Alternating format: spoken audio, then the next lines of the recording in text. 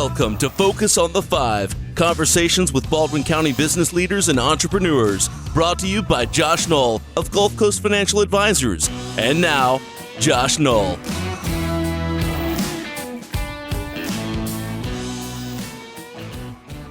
Hi everyone, welcome to Focus on the Five, conversations with Baldwin County, Alabama area entrepreneurs and business leaders. I'm your host, Josh Knoll of Gulf Coast Financial Advisors. We're coming to you today from the studios of WABF 1480, located here in beautiful downtown Fairhope, Alabama. Well, it goes without saying that Americans are dealing with an unprecedented event the last few weeks. I thought it would be timely to bring on not only a local business owner, but someone that has a frontline view of the effects of this, of coronavirus, of just everything that's happening right now. So with all that said, let's give a big welcome to our guest today, Steve Gifford. He's a registered pharmacist and the owner of Eastern Shore Pharmacy. Steve, how are you doing? I'm doing great. Thanks, Josh, for having me. Well, Steve, before we dive into the coronavirus discussion, I really want to give the listeners an opportunity to learn more about Eastern Shore Pharmacy. So tell the listeners, what is Eastern Shore Pharmacy? So we're an independent pharmacy, community pharmacy, kind of a mom and pop store in Fairhope. We've been in business for about 2 years, and we are just welcoming new customers, and we're just wanting to serve the public of Fairhope. Okay. Well, all right. So I'm an independent financial advisor, and I could tell everybody what the difference between an independent and somebody that works in a captive situation. Nothing wrong or good, bad, or indifferent about the other. It's just a different take. Mm-hmm. Did you start your career out at like a bigger box? I don't have to name names, but like a CVS or a Walgreens or something like that? Yes, I did. Okay. Yes. Now, over the years, so that's where you started your career, working in a big box situation. At what point did you think, hey, I think I'd like to maybe try this on my own?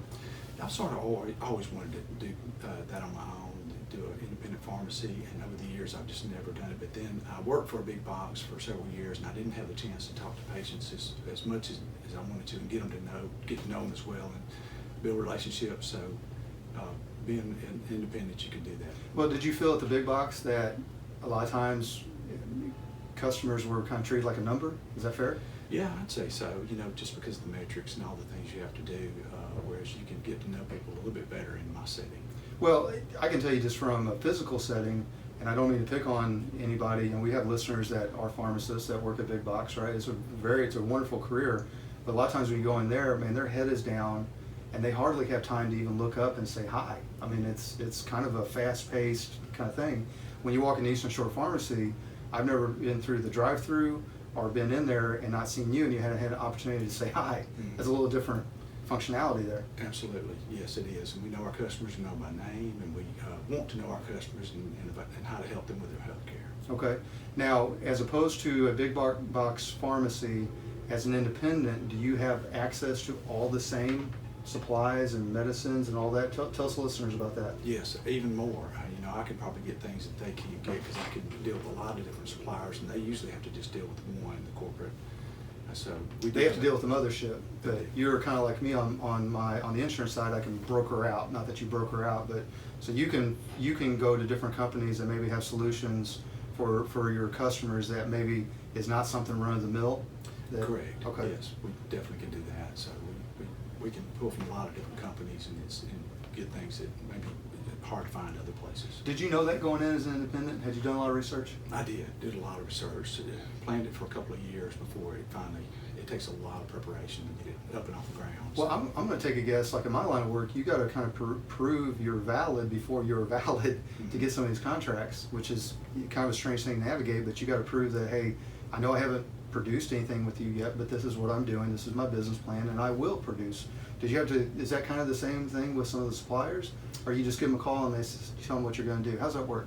Well, I have one main supplier, and then I have some secondary suppliers. Got it.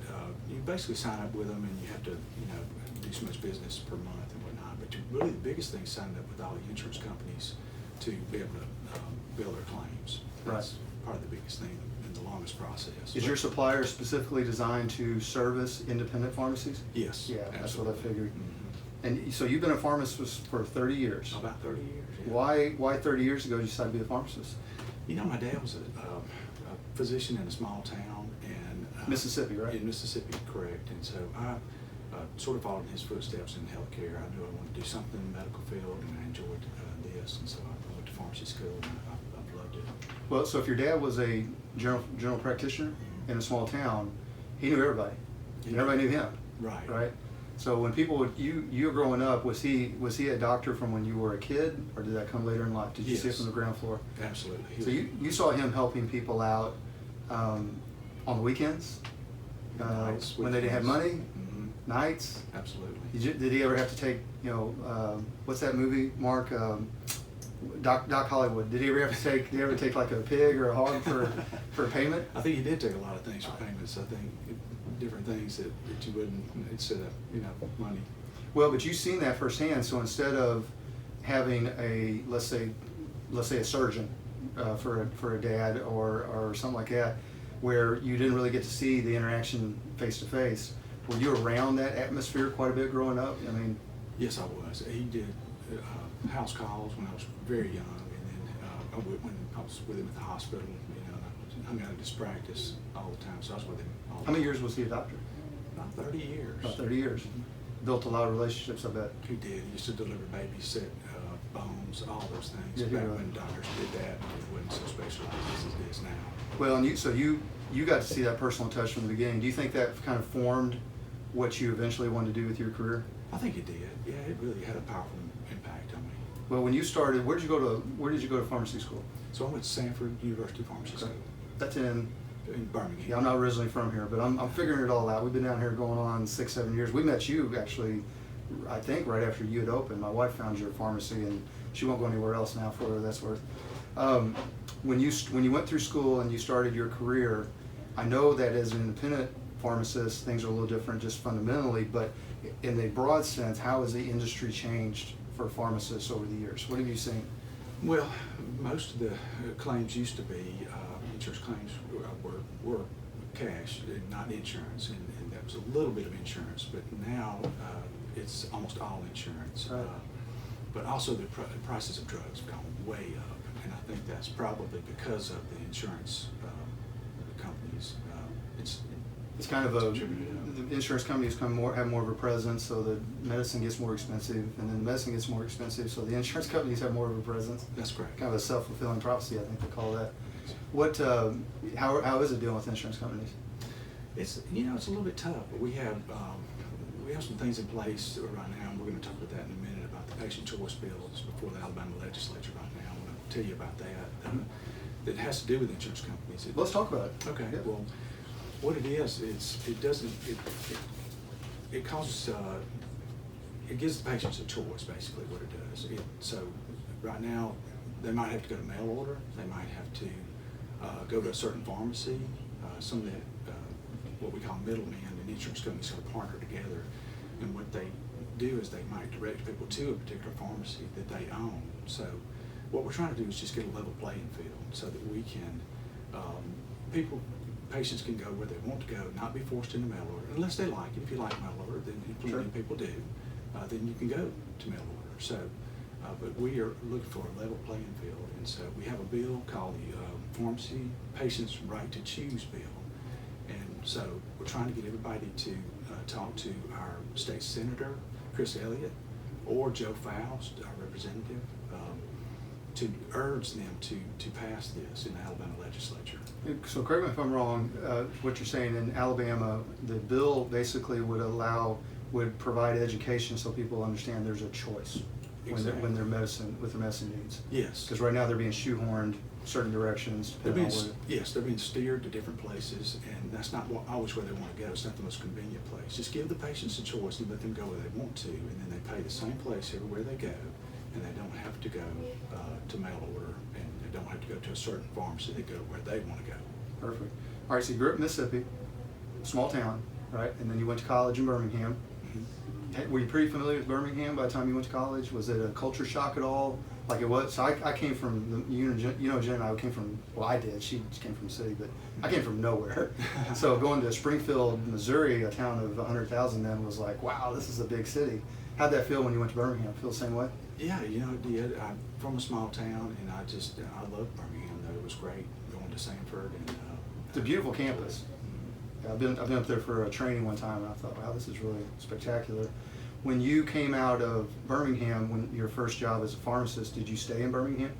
I did. Okay. I stayed in Birmingham. I met my wife. We stayed there for 17 years. We had 4 children, but we decided to move down to the Eastern Shore. We always vacationed down here, and we loved it down here. We wanted to, if we ever got a job opportunity down here, we'd come move down here. So we did get that opportunity, and of course things change over years, and you do different things. And I decided, hey, if an independent pharmacist will work anywhere, work in Fairhope, because it's a lot of shop local. It's a lot of people love. Very supportive entrepreneurs. Business. Yes, and they have been very supportive. We've been very pleased at the success and the patients that have come in that we know now personally by name. We enjoy dealing with them, and they seem to enjoy dealing with us. As a self-started business like mine, I'm curious, how did you get word out in the beginning that you were available? How did that happen? Facebook has been a big help, and word of mouth. We have people that, we try to tell people, if you like us, tell your friends, tell your family. And so that has been on a sort of a low budget, Sure. of advertising, but we try to go see doctors and let them know we're in the area and partner with them, and we just This was you doing this. Yeah, you're showing up and saying, hey, I've got this independent pharmacy, and I'd like a crack at your business, right? Absolutely. Yeah. How was the response initially? It was great, because when you call us, you get a person, and when you call a lot of stores, you don't get anything but a recording, and you got to go through a long line of press 1 for this. You get 9 options, and none of them fit what you need. Right? Right. Yeah. So we answer the phone. We even know who you are when you call. We pick it up, and That's a great point. When I first started, that was a big selling point for us. Is I don't have a 1-800 number. I've got my number. Call. You're going to talk to me. Maybe talk to my wife if I'm busy, but you're going to talk to somebody pretty quick, right? Exactly. I think that matters. It does. We don't want to be a cookie cutter type place. We want to be like, this is Josh. We know what he needs, what he wants, how he likes his things done. Because there's everybody's different, and everybody has different wants and needs. So we try to cater to that. How old was your youngest kid when you moved from Birmingham down here? Gosh, about 5 years old, I Okay. guess. Yeah. And then the age range, what was that? Well, let's see. So I have a 10-year-old and a almost 2-year-old. So, Okay. Yeah. So the 22-year-old would have been in high school then? Mm-hmm. Okay. She was in high school. How'd she feel about that? She didn't like it at the time, but she loves it now. Right. But Was she like, Dad, you're taking me to the country? You're taking me away from my friends, and you're taking, but she loves it now. She wouldn't live anywhere else, and she's in It college. has that effect around here, doesn't it? Oh yeah, Yeah. they love Fairhope. It's so eclectic, and they just love the. People come and they tend not to leave. Well, so when you broke the news to the family, and I'm assuming you probably did in a series of conversations, but you said, hey, listen, I've got a job opportunity down in Fairhope. Is that where the original opportunity was, in Mobile? It was in Foley, actually. I was in Foley. Okay, so we're moving down here, and at the time you thought, I'm going to take that job down there and you're just going to keep on with your career. Make God laugh, tell them your plans, but things changed, and the opportunity to open up your own shop, your own independent pharmacy came along. At that point, you jumped on it. Right? Exactly, yes. Did the location come first, or the idea come first? The idea came first. Okay. The first couple of locations that I looked at, it kind of fell through, but it just worked out great Right. where I am now. So I'm right at the corner of Fairhope Avenue and 181. Right. And so we say it's at the corner of local and friendly. So Right. we're right there, and it's a great location. We have a drive-through window. So with all the things going on with the coronavirus Right. now, a lot of people, that's being used real well with the drive-through. So. Well, since you brought it up, I want to take a quick station identification break, and then I'd like to talk about the coronavirus, if you're okay with that. Yeah. Okay, good. All right, so let's take a quick break here. For those of you just joining us on WABF 1480, this is Focus on the 5, Conversations with Baldwin County, Alabama entrepreneurs and business leaders. I'm your host, Josh Knoll, and I'm joined by Steve Gifford. He is a registered pharmacist, and he's also the owner of Eastern Shore Pharmacy, located in Fairhope. All right, so Steve, coronavirus, that's a big word. And you may have known that word months ago. I didn't know what the heck that meant up until recently. So let's talk about what is on everyone's mind. Do you have a professional opinion on the virus itself? I do. I think we have to take it seriously, but stop short of panic. I think there's a lot of panic going on right now, and you know, the CDC has guidelines that we can go, you know, they have a Facebook page, website, you can follow them on Instagram. They update all that every day, Monday through Friday at 12 o'clock. And they have great information, you know, and just the common sense things that we need to do that everybody's telling us to do is to wash your hands, stay, you know, away from people who are sick. If you're sick, stay home, you know, and if a family member's sick, you know, go out for them. And people are getting deliveries, people are using drive-throughs. It's just all the common sense stuff we know to do. But Bumping elbows, tapping feet. You know, that's one thing, I think that's one of the changes that might stick for a long while after this is, and I mean, in my line of work, I shake hands constantly. And it's not until something like this happens, I'm like, maybe that wasn't the best idea. But I mean, you know, I guess there's a balance there, right? Exactly. Yeah, I think you know, we shake hands as a culture, but I think this is going to change a lot of things. I think we're going to look back and say this is a real game changer for a lot of different areas. The schools are doing remote schooling. My wife's a school teacher, so she's prepared all this past weekend to give lessons to the kids. She teaches 5th grade in the area, and so that's been a big preparation for a lot of the teachers. Have been working hard all weekend to try to figure out how to educate these kids for the rest of the year. Well, it's the one time where technology really actually is good for what it's supposed to be good for, convenience. Yes. Because I mean, think about, I'm 45 years old. If we had been sent home in the 80s, telephone, I guess. I mean, how the heck would we'd have had enough homework, we'd had to figure out some way to get more, right? Right. You know, so what a difference. My kids are at home right now on their laptops with Jen walking them through all the stuff. It's kind of amazing. I do agree with you that I think this is going to change things. I think you're really going to see an emergence of people using technology to stay in contact. Human beings always value personal contact. I mean, there's a reason that one of the worst punishments you can get in prison is being put in solitary, right? Yes. And it physically degrades a person, a prisoner in solitary. I mean, even if they're historically maybe weren't treated the best, but even if they're treated respectably, they're still going to degrade some in solitary, right? So I think that human contact is tremendously important, but you got to balance that with the fact that you got to protect the ones that are most weakest to this virus. Yes. So I think tech, the point of my rambling is I think tech is a great way for FaceTime, for Facebook, for interactions where you still feel like you're getting that human interaction without some of the dangers that may be secondary to that. So yes. What effects have you seen on your business specific to this? We've had a big increase in business, lately. A lot of people are getting their medications filled ahead of time, and they're stocking up on supplies. We're out of a lot of things, as most people are, but we're trying to get more, and so that we just urge people just to buy what you need for a week or two, and just let the supply go to as many people as possible. But keep in mind too, it's only really greatly affects immunocompromised people already. There are right. people that already have heart disease, diabetes, or lung disease. That's the people we really, really need to worry about. For most of the other people, it's not going to be that big of a deal. But we do have to take it seriously and take precautions and err on the side of caution. Yeah, I mean, I guess I kind of understand someone going in and wiping out a whole roll of toilet paper, but when the things pass, I think they might feel a little silly about that, of all things. Yeah. Yeah. So, do you all sell toilet paper there? We don't. Okay. All right. So you hadn't seen the great run on. We haven't. We have a few things. Some different hand sanitizer and different things we do sell, but we're out of that, of course. But right. There are some things you can think about doing though to build your immunity. Like what? Different supplements. You can take zinc and quercetin, vitamin C. I'm a big proponent of probiotics. Those boost your immune system, and your diet, a clean diet. I personally do like a whole food plant-based diet. Well, you're you're put together, in shape, right? And that's diet's a big part of that. I try to be, and I do that diet, and I think it boosts my immune system, and I know I feel better on it personally. Hey, we do live on the coast. I do eat some seafood every now and then. That's right. But a whole food plant-based diet will definitely boost your immune system. Now, some of those supplements and things you just listed, are those things they can find at your pharmacy? Sure. Yeah. Okay. find them there or any place they sell supplements. Have you seen an increase in interest in those things? I have, yeah. People have asked me, what would you do, what would you take, just to sort of build your immune system, because, obviously, the stronger your immune system is, the better you're going to be able to fight this off or anything off and not be sick. How often you're sick every year, if you want to know how good your immune system is, how many times a year do you get sick?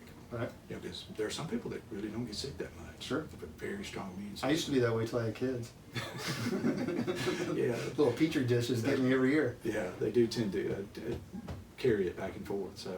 Well, all right. So on the note of medication, then this show goes out on 1480 AM, and it's an oldie station. So we tend to have, I would say, it's fair to say, we may have a 50 and up listenership, and there may be a little bit higher percentage of folks that need regular medication. What would you say to those folks that? Two-part question for you, Steve. For those folks that have regular medication, unrelated to this virus, what are they seeing right now when they're going to fill their prescriptions? Are they seeing a hiccup in it? Are they seeing delays? What are they seeing at Eastern Shore Pharmacy? Well, there haven't been any shortages in medication, although they're, not like the shortages in hand sanitizer and other things. So, other than the shortages that were already there before this started, because there were a few shortages of different things, but we haven't seen that. But I would just, people will either get a 90 or a 30-day supply. If some insurance plans will let you get a 90-day supply. But just, I'd say get what you need. And I think the medication supply chain is really pretty solid right now. That may change in a week or two, but there are alternative drugs for most things that you can switch to something else. But I don't foresee it being a problem, and I haven't seen a hiccup in the supply chain of medication so far. I think it's a great comfort, because I can't say it's for certain because I don't stand in your store every day, but I would imagine you've had some people fairly uneasy about getting their diabetes medication, the heart medication. They're worried about, is all this going to just swamp the supply system? So what you're telling them is, not that it was perfect before, but that supply hasn't been damaged on those types of medications through this event. Is that fair? That's fair to say. Okay. Yeah, they haven't been. Yes. Is there anything, and this is Josh Knoll, Joe Public walking down the street. Is there anything medication-wise, prescription medication out there right now that is related to the coronavirus? Have they gotten that far? Or is this really more in just trying to slow the spread type of thing? According to CDC, there's nothing to treat it? Yes, sir. There's nothing currently to treat it. So they're working on things to treat it, but currently no antivirals are conclusively, known to fight it. Right. So it's, that news comes out, holy cow. Mm-hmm. Yeah, you're gonna have a line all the way up 181 to I-10 trying to get in your place. Well, but like you said earlier, though, there are things that people can be proactive about. So if you don't mind, list some of those things, the supplements you're referring to in your store that you feel could help someone boost their immune system, maybe get ahead of this a little bit. Yeah, so again, probiotics, vitamin C, quercetin, zinc is a good immune booster. I think some of the green things that you drink, the green tea, some of the chlorella is one you can take. What's chlorella? Chlorella is a plant that is a green plant that's put into a capsule, and you take it and it boosts your immune system. There's also, I just think fruits and vegetables, boost your immune system. Good clean diet that we talked about before, that you just can't underestimate that. Well, someone that I feel you are on the front line of this. I mean, you are right there. You're in the medical field, right? Where do you think we go from here? What's your opinion? We've never seen anything like this ever, and so we are just day to day trying to process this situation. And I think we just keep our heads about us and just take it one day at a time, and try to follow the guidelines of the people that are trying to keep us safe. I mean, we have the best medical care in the world, and the CDC is the absolute best at what they do. So coming from you, that's very reassuring. Because honestly, a lot of times the media will say, well, the Netherlands have great medical care, and you say, well, yeah, what's their population? A couple million? I don't know, 5 million? I have no idea, but we're 300 million people. But we still have, I agree with you, the best medical care in the world, and if anybody doubts it, just travel a lot and get sick and see how that goes, right? What, anything else you want to lay out there before we talk about how people get a hold of you and find you? Is there anything that we missed? I think we covered everything Covered good. On the coronavirus and on the bill before the legislature. Well, I think it's important to, like you said, everybody keep their heads about them.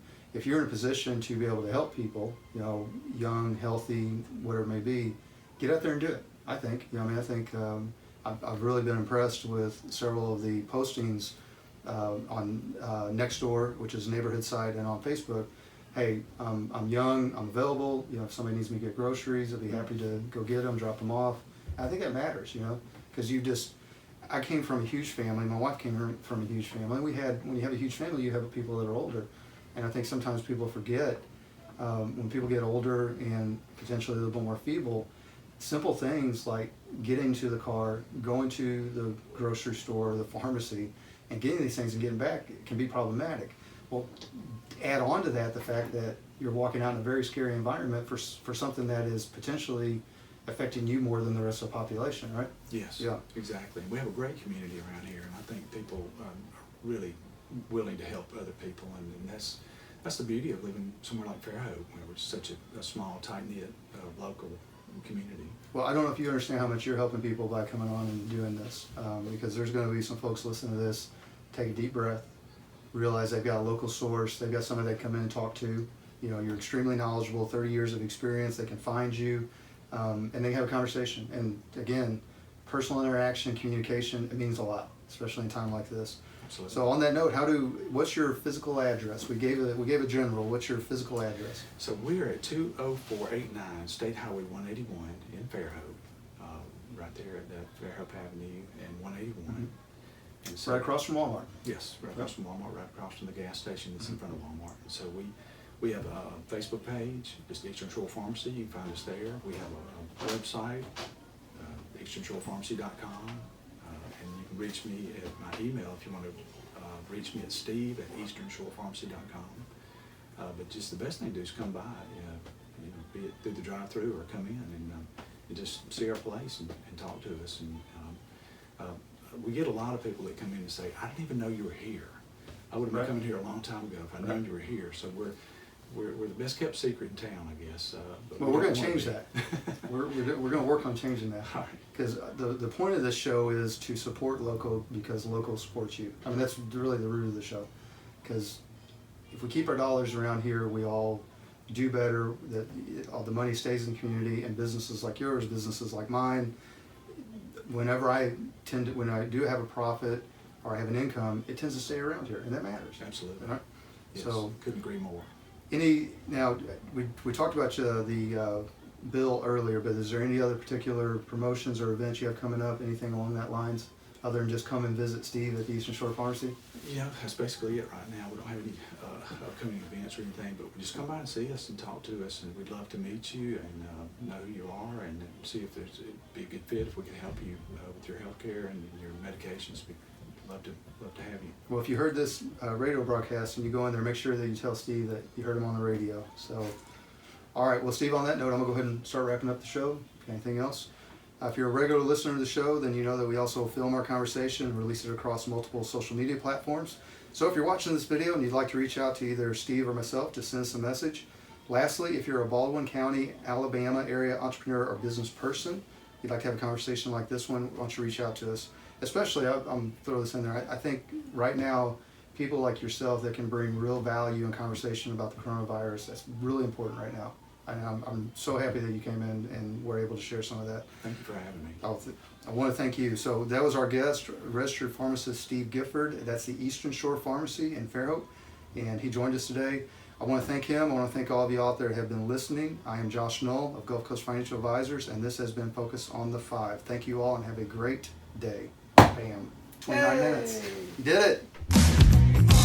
Thank you for listening to Focus on the 5. If you are interested in learning more about Josh Knoll and Gulf Coast Financial Advisors, you can find us at gulfcoastfa.com Call 251-327-2124, email josh.knoll@gulfcoastfa.com, or message us on Facebook. Advisory services offered through Prime Capital Investment Advisors, LLC, PCIA, a federally registered investment advisor. PCIA, doing business as Prime Capital Wealth Management and Qualified Plan Advisors. PCIA and Gulf Coast Financial Advisors are not affiliated. All information presented is for educational purposes only and is not an offer or solicitation for the sale or purchase of any securities.